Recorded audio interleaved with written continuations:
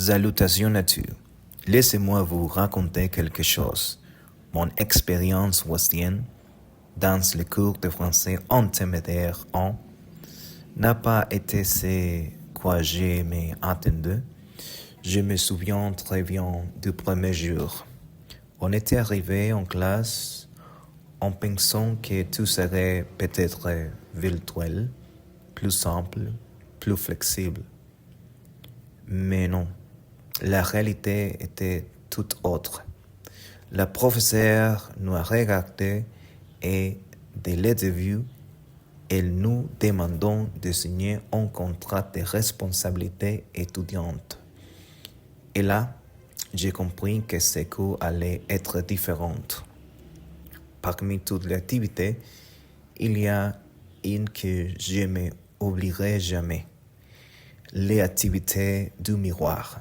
Ces moments où tu dois les regarder que tu es vraiment. Sans masque, sans excuse.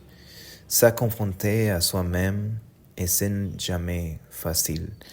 Mais avec le temps, j'ai réalisé que c'était nécessaire parce que c'est là qu'on commençait vraiment à se découvrir. Ensuite, il y avait les présentations en français et honnêtement, au début, ça ressemblait à une calvaire. Chercher les mots, se tromper, recommencer encore. Mais aujourd'hui, je peux le dire, c'est grâce à ces moments que nous avons pu construire quelque chose de plus grand. Notre podcast sur l'expérience ouestienne.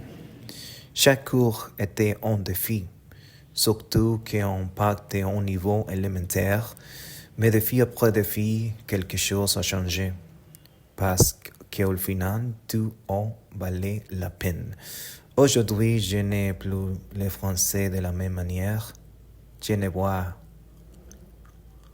J'aime la langue, j'aime sa culture. Et surtout, j'ai envie d'aller plus loin. Mon objectif est clair. Atteindre un jour la même fluidité que j'ai en espagnol en anglais. Et cette fois, je sais que c'est possible.